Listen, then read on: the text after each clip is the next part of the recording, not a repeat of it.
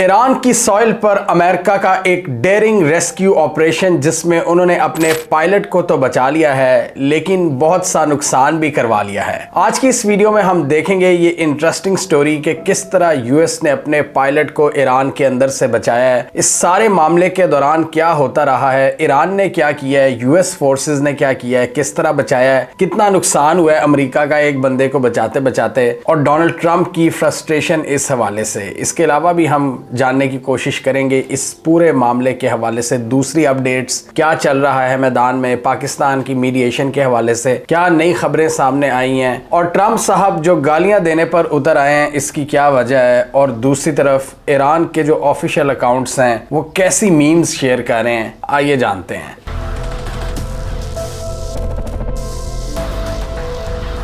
तो इस rescue operation की पूरी कहानी सुनने से पहले ब्रीफली हम डिस्कस करेंगे पाकिस्तान की मीडिएशन एफर्ट्स। एक बार फिर वेस्टर्न जरीदों में ये रिपोर्ट हुआ है कि पाकिस्तान ने अपनी मीडिएशन एफर्ट्स जारी रखी हुई हैं, और इस हवाले से फील्ड मार्शल आसिम मुनीर की जेडी वेंस और ईरानियन ऑफिशियल्स के साथ सारी रात बातचीत होती रही है, और पाकिस्तान इस पूरे मामले में बहुत सीरियस है। दोनों पार्टीज के साथ पैगामात शेयर किए जा रहे हैं, और एक जो नया प्रपोजल सामने आया है उसमें यह कहा जा रहा है कि सीज फायर होगा, स्ट्रेट ऑफ हॉर्मुज खोली जाएगी, 15-20 दिन की एक विंडो प्रोवाइड की जाएगी, जिसके बाद एक परमानेंट सीज फायर की जानिब बढ़ा जा सकता है। ईरान अपना न्यूक्लियर प्रोग्राम खत्म करेगा और उस पर से सैंक्शंस खत्म की जाएंगी, और इस पूरे पीस प्रोसेस को इस्लामाबाद अकॉर्ड का नाम दिया जा रहा है। और अगर ये कामयाब हो जाता है तो पाकिस्तान का नाम हिस्ट्री में एक पीस मीडिएटर के तौर पर लिखा जाएगा, और ये दुनिया कभी नहीं भूलेगी। हम उम्मीद करते हैं पाकिस्तान की ये एफर्ट्स कामयाब हों, और ये जंग जो एनर्जी के बाद अब फूड सिक्योरिटी पर हमला आवर होने जा रही है, उससे पहले ही मामला संभल जाएं।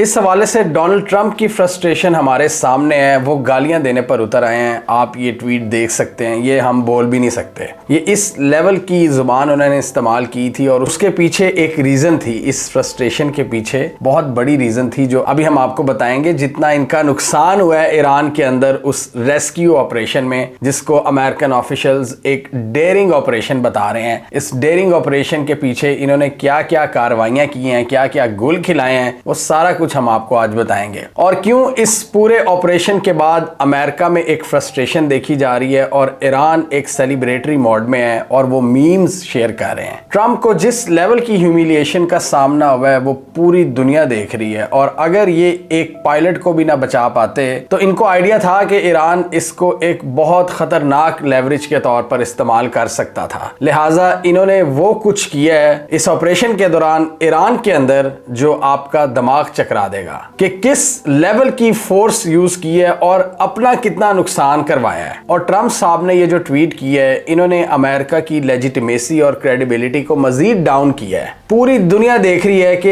एक सो कॉल्ड सुपर पावर का प्रेसिडेंट किस तरह धाड़े मार मार कर रो रहा है, और किस तरह बैटलफील्ड में इनको नाकामियों का सामना है। ईरान ने इनको छठी का दूध याद दिला दिया है, और इन्होंने ईरान को मंगल तक की डेडलाइन दे दी है कि अगर स्ट्रेट ऑफ हॉर्मुज को ओपन ना किया गया तो हम तबाही फैला देंगे। और इंटरेस्टिंग बात यह है कि ये इनकी कोई चौथी डेडलाइन है। ये बार बार ईरान को डेडलाइन देते रहते हैं, धमकियां लगाते रहते हैं, लेकिन ईरान स्ट्रेट ऑफ हॉर्मुज नहीं खोल रहा। और ईरान ने क्लियर कह दिया कि हम स्ट्रेट ऑफ हॉर्मुज को ओपन नहीं करने जा रहे। और एक मीम में उन्होंने अमेरिकन को पैगाम दिया है कि भाई हमारी तो चाबियां ही गुम गई हैं, स्ट्रेट ऑफ हॉर्मुज खोल नहीं सकती। अब ईरान ने कहा है कि हमारे सिविलियन इंफ्रास्ट्रक्चर पर मजीद स्ट्राइक्स की गई तो हम भी जहन्नम के दरवाजे खोल देंगे। उन्होंने कहा कि ये स्ट्रेट तब तक बंद रहेगी जब तक हमें कंपनसेट नहीं किया जाता और गारंटी नहीं दी जाती कि दोबारा तुम कभी हमला करने की जुर्रत नहीं करोगे। और स्ट्रेट ऑफ हॉर्मुज के हवाले से ईरान ने कहा है कि हम नए प्रोटोकॉल सेट करने जा रहे हैं जो हमेशा के लिए होंगे, यानी फ्यूचर के लिए होंगे। जब जंग खत्म भी हो जाएगी तो ये नए प्रोटोकॉल्स रहेंगे, और उसमें से एक प्रोटोकॉल क्या है कि हम यूएस और इजराइल की वेसल्स को नहीं गुजरने देंगे जब तक हमें गारंटीज नहीं दी जाएंगी, और हम पेमेंट लेंगे जो भी यहां से गुजरेगा, और वो भी युआन में। तो अब जरा हम जिक्र कर लेते हैं उस डेयरिंग ऑपरेशन का जिसमें यूएस ने जो मजे मजे की हरकत की हैं। ये मामला शुरू हुआ जब ईरान के एयर डिफेंस सिस्टम्स ने यूएस का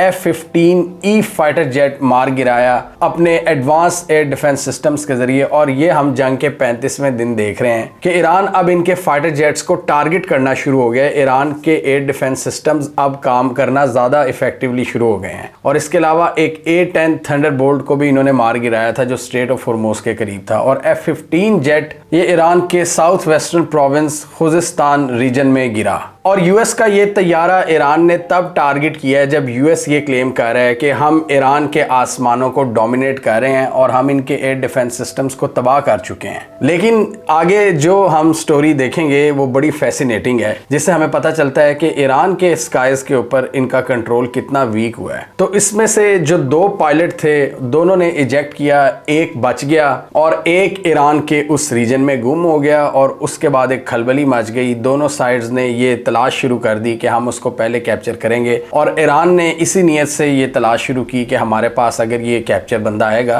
तो हमारे पास लेवरेज ज्यादा होगा और एक अपर हैंड आ जाएगा जंग में। एक सुपर पावर का पायलट उनके पास होगा जो कि एक बड़ी जबरदस्त ह्यूमिलिएशन होती अगर वो मीडिया के सामने उसे ले आते। और ये पिछले 23 सालों में पहली बार हुआ था कि किसी यूएस फाइटर जेट को मार गिराया हो और उसका पायलट छुपता फिर रहा हो। लास्ट टाइम ये 2003 में इराक के अंदर हुआ था। जैसे ही इस तैयारे की गिरने की इत्तलात मिली, IRGC ने इस पूरे इलाके को कॉर्डन ऑफ करना शुरू कर दिया ताकि अपनी जो रेस्क्यू मिशंस हैं, जो ऑपरेशन हैं, उनको स्मूथली कैरी आउट किया जाए। इसके अलावा उस सूबे में जो कबायली लोग थे उनको भी कह दिया कि आपके पास जितना वेपन है, जो आप कर सकते हैं वो करें। और ईरान में आजकल जज्बात की बात करें तो वो टोटली एंटी यूएस है। पहले भी वो एंटी यूएस ही होते हैं, लेकिन आजकल तो जंग की एक कैफियत है। तो ये जो कबायली जितने लोग थे वो निकल खड़े हुए इसको ढूंढने के लिए। और इन कबायलियों ने क्या कर दिखाया, अमेरिका के 2 ब्लैक हॉक हेलीकॉप्टर्स पर भी फायरिंग की, जिसकी वजह से उनको शदीद नुकसान पहुंचा है, जो कि रेस्क्यू ऑपरेशन में इन्वॉल्व थे। और ईरान ने यहाँ पर मजीद एक लालच दिया कि $60,000 के करीब इनाम की रकम रख दी कि जो इसको लाइव कैप्चर करेगा, जिंदा या मुर्दा, उसको इतनी रकम दी जाएगी। और सोशल मीडिया पर हमने उन कबायलियों की वीडियोस और इमेजेस देखी कि उन्होंने किस तरह राइफल्स पकड़ी हुई हैं, ईरान के झंडे पकड़े हुए हैं और वो पहाड़ों पर ढूंढ रहे थे उस पायलट को। अब दूसरी तरफ वो अमेरिकन पायलट क्या कर रहा था, वो अपनी जान बचाने की कोशिश कर रहा था। और जितनी भी उसके पास थोड़ी बहुत फूड थी जो उसके पास तैयारे में थी या नहीं थी, उसके जरिए उसने सरवाइव किया और तकरीबन कई घंटे, 24 घंटों से ज्यादा वो उस पहाड़ी इलाके में रहा है। और अमेरिकन के मुताबिक उस पायलट ने अपनी जान बचाने के लिए उस माउंटेनियस रीजन में तकरीबन 7,000 फुट की चढ़ाई भी की है, यानी ऊपर नीचे वो होता रहा है अपनी जान बचाने के लिए। और ऐसी सिचुएशंस के लिए पायलट्स को ट्रेन किया जाता है सर्वाइवल मोड के लिए कि जो भी आपके पास है आपने उसको यूज करके सर्वाइव करना है। उनके पास एक कम्युनिकेशन डिवाइस जरूर होती है जो कि इनक्रिप्टेड होती है, जिसके जरिए वो अपनी आर्मी से राब्ता कर सकते हैं कि हम इस वक्त कहाँ हैं, उसकी क्या पोजीशन है, और वो कोऑर्डिनेट शेयर कर सकते हैं। अमेरिकन्स ने इस हवाले से एक बड़ी टीम तश्कील देनी शुरू कर दी जो कि इंटेलिजेंस ऑफिसर्स पर मबनी थी, एयर फोर्स ऑफिशियल्स पर मबनी थी, और स्पेशल फोर्सेस की टीम जिसमें American commandos, elite army delta force और नेवी सील टीम के मेंबर्स, जिन्होंने ग्राउंड में जाकर इसको ढूंढना था और रेस्क्यू करना था पायलट को। एक कम्युनिकेशन डिवाइस के साथ साथ उसके पास सिर्फ एक पिस्टल था और उस पायलट की नंबर 1 प्रायोरिटी थी कि किस तरह जिंदा रहना है और अपने आप को ईरानियन से बचाना है। इस पूरे मिशन में अमेरिकन्स ने बहुत से एयरक्राफ्ट्स और हेलीकॉप्टर्स का भी इस्तेमाल किया जिनके डिफरेंट पर्पसेस थे, और इन्होंने स्टेजेस में उसको एग्जीक्यूट करना था कि पहले मरहले में हेलीकॉप्टर में ट्रांसफर किया जाएगा और उसके बाद C-130 जो एयरप्लेन्स होते हैं, ट्रांसपोर्ट प्लेन्स, उनके जरिए मुल्क से बाहर निकलना था। और रिपोर्टेडली यहाँ पर CIA ने एक डिसइंफॉर्मेशन कैंपेन भी चलाई कि पायलट पकड़ा गया है, जिससे उन्होंने ईरान की एफर्ट्स को स्लो करने की कोशिश की। और जब इंटेलिजेंस ऑपरेटिव्स ने अपने तौर पर यह अंदाजा लगाया कि हमारा पायलट एक स्पेसिफिक एरिया के अंदर है, तो उस एरिया के बाहर अमेरिकन एयरक्राफ्ट्स ने खतरनाक बमबारी की और बहुत सी रोड्स को तबाह बर्बाद कर दिया और इन कार्रवाइयों में भी कुछ ईरानियंस के मरने की इतलात हैं। जो कबायली वगैरह थे जो वहां पर रह रहे थे, जो जिनके घर थे, अमेरिका ने बड़ी खतरनाक बमबारी की आसपास के इलाकों में। और ये सैटेलाइट इमेजेस CNN ने शो की है कि मल्टीपल जगहों से इन्होंने रोड को ही तबाह कर दिया था कि यहाँ से कोई गुजर ना सके। पूरी लॉजिस्टिक्स को तबाह करने की कोशिश की, मेन हाईवेज को टारगेट करके। और इसके अलावा भी उन्हें जो इंफ्रास्ट्रक्चर नजर आया उन्होंने वहां पर बमबारी की। अब यहाँ पर एक और इंटरेस्टिंग डेवलपमेंट आती है। अमेरिकन के मुताबिक हमने ईरान में किसी रिमोट जगह पर अपने 2 C-130 ट्रांसपोर्ट एयरक्राफ्ट खड़े किए हुए थे, जिन्होंने उस पायलट और रेस्क्यू टीम्स को ईरान से बाहर निकालना था। लेकिन मिस्टीरियसली अमेरिकन के मुताबिक वो मेल फंक्शन हो गए, यानी मेल फंक्शन हो गए, खराब हो गए, और अमेरिकन को उनको वहीं पर तबाह बर्बाद करना पड़ा ताकि ईरान के पास कोई टेक्नोलॉजी ना रह जाए उससे रिलेटेड। तो ये एक बड़ी इंटरेस्टिंग चीज है कि जब आप एक मिशन को लॉन्च करने जा रहे हो और आप ये भी दावा कर रहे हो कि उनमें कोई खराबी पैदा होगी, और इसलिए ईरान ने ये क्लेम किया है, ईरान ने कहा है कि ये तैयारे हमने खुद मार गिरा है। और ईरान ने इस हवाले से उस जगह की फुटेज भी जारी की। एक बड़ी तबाही फैली हुई थी। यूएस के मुताबिक ये हमने तबाह किए हैं खुद, जबकि ईरान कह रहा है कि इनको हमने टारगेट किया है C-130 प्लेन्स। और अगर हम अमेरिकन क्लेम्स को भी मान लें तो उसमें भी अमेरिका की नाकामी नजर आती है। वो खुद कह रहे हैं कि ऑपरेशन के दौरान किसी टाइम पर वो डैमेज हो गए थे। अब वो किस तरह डैमेज हुए हैं, ये इनकी अपनी नाअहली थी या ईरान ने इनको तबाह किया, दोनों सूरतों में ये यूएस का फेलियर है, जिसमें ये अपने 2 बड़े तैयारे ज़ाया कर चुके हैं। और इसके अलावा जो 2 ब्लैक हॉक हेलीकॉप्टर्स इनको बचाने आए थे उनको भी टारगेट किया है, और उनको रिपोर्टेडली कबायलियों ने निशाना बनाया है। और अमेरिकन ने भी कंफर्म किया है कि इन हेलीकॉप्टर्स को नुकसान हुआ है, लेकिन हम सक्सेसफुली इनको ईरान से बाहर निकालने में कामयाब हो गए। और कुछ जगहों पर इनमें से एक हेलीकॉप्टर के तबाह होने की भी इतलात थी, और कुछ इमेजेस भी सरफेस हुई थी इस हवाले से। और इस पूरे मिशन के हवाले से इजराइल ने भी क्रेडिट लेने की कोशिश की कि हमारी इंटेलिजेंस ने काफी सपोर्ट की है CIA को, जबकि अमेरिकन के मुताबिक ये अल्टीमेटली CIA की कामयाबी थी। उन्होंने बंदे को लोकेट किया है और वो सबसे पहले उसके करीब पहुंचे थे,